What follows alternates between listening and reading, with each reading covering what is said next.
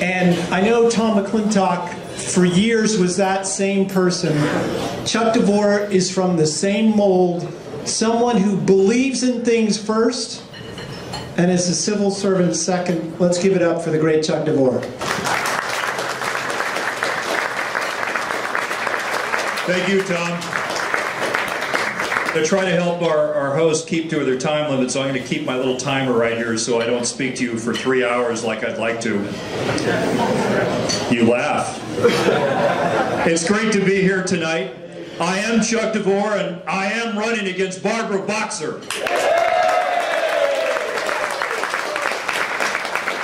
Now, I understand that this is a Lincoln-Reagan Day dinner. And so let's talk a little bit about Abraham Lincoln and the founding principles of this great nation of ours and how they stand in stark relief to what the liberal progressives in America believe today. If you look at perhaps the most important speech in the English language as far as the importance of the speech in a short period of time, I think it would have to be the Gettysburg Address, 2 minutes long. It followed a speech of 2 hours. It followed a speech of 2 hours. 2 minutes. Abraham Lincoln summed up the case for why we were fighting the Civil War and was trying to unify people behind him. The Democrats at the time were coming on strong and were suggesting that if they won the election in 1864, that they would have an armistice with the South. Bygones would be bygones, and the South could go its separate way as an independent country. So Lincoln was trying to lay the case out as to what we were fighting for. And you see in Lincoln's remarks in the very beginning of the Gettysburg Address and at the very end, you see touchstones where he talks about the Declaration of Independence and the Constitution. Of course, the speech starts 407 years ago. Our fathers brought forth on this continent a nation conceived in liberty and dedicated to the proposition that all men are created equal. Well, that soaring language, of course, is directly from the preamble of the Declaration of Independence, mostly written by Thomas Jefferson. We hold these truths to be self-evident, that all men are created equal, that they are endowed by their Creator with certain unalienable rights, that among these are life, liberty, and the pursuit of happiness, and to secure these rights, governments are instituted among men. Trying to keep my timer alive here. I don't want to have George bring the hook and take me off the stage here. So, you see Lincoln making an explicit reference to the Declaration of Independence. Now, in the close of his speech, you see him coming back to the Declaration and then going on to the Constitution. When he talks about that this nation shall have a new birth of freedom. And what he's referring to is the fact that we had slavery as an initial part of our nation's charter. And the new birth of freedom was going to be America coming into a new existence without slavery, coming to fully realize the promise of the Declaration of Independence.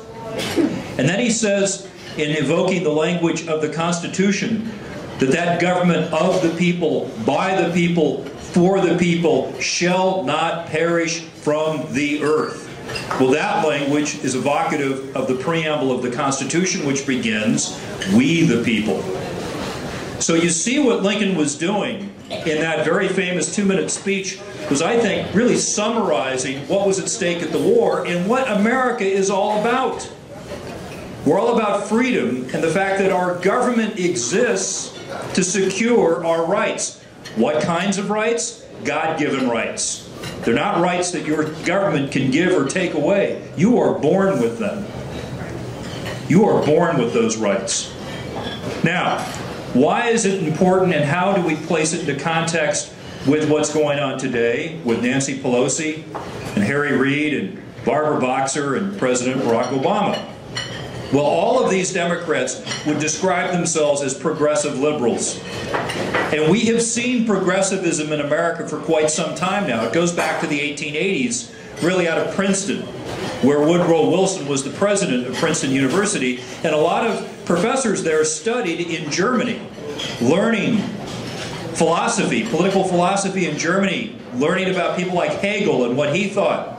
And if you look at what the progressives said in the 1880s, very explicitly, and by the way, there were progressive Republicans back then too. Does that surprise anyone? So what the progressives said back in 1880, all the way through Woodrow Wilson's time, was that the Constitution was obsolete and that we needed to move on.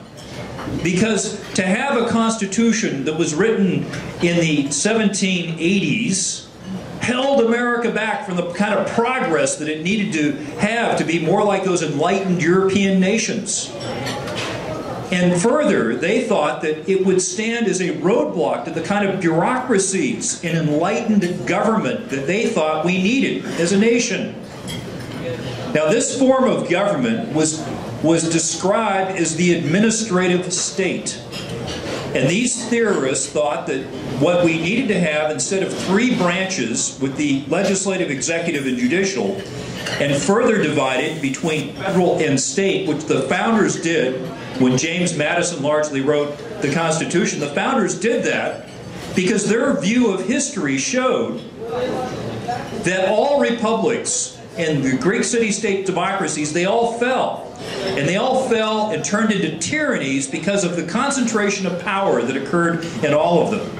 And so they knew that the concentration of power was the greatest threat to human liberty. And so they created very carefully three co-equal branches in a federal system with the state and federal government. To do what? To ensure our liberties as the citizens of this nation. Now, the progressives didn't like that. So what they envisioned was the administrative state with the political and the administrative, where the politicians would pass broad, kind of fuzzy, far-reaching legislation, and then that legislation would empower and create bureaucracies composed of highly educated, unelected technocrats that would write regulations that would have the same impact as law. And to add insult to injury, they would enforce those regulations because they would be part of the executive branch. And to add further insult to injury, if you were fined by one of these agencies that drafted the regulations and enforced them on you, and you didn't like it and you wanted to complain, what do? They adjudicate their own fine. So they have the power of the legislative, executive, and judicial all in one unelected bureaucracy. Where do we see that in the state of California?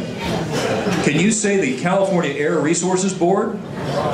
Are any of the members of the ARB elected? Now, what's interesting is the impact that you are now seeing on the federal level, where because of the lack of Barbara Boxer's ability to move forward with a cap-and-trade energy tax, what you see is the Democrats, as soon as she stalled, they passed off the legislation to John Kerry. He didn't have much better luck with it. And so what happened as it stalled in the U.S. Senate? You saw the United States Environmental Protection Agency issue a regulation, which Assemblyman Dan Loeb referred to just a few minutes ago, issued a regulation declaring carbon dioxide a toxic substance, thus allowing them to do through regulatory fiat what they were unable to do by following our Constitution and actually passing a law. And can you do anything about those people at the EPA? Are any of them elected? No, but you have to follow their rules, don't you? Try not following them and see what happens to you and your pocketbook and your business. So I believe what's happening today is our freedoms, our liberties are being increasingly threatened by a debt-fueled expansion of government that will not stop until they have the control that they want. Control over carbon dioxide, control over water, control over transportation. This way, very smart, highly intelligent, very educated people can tell us what to do because they know so much better than us, don't they? Now, I believe what's at stake in this election is the difference between a Republican running for office who knows this and two Republicans who either don't or have been in league with it.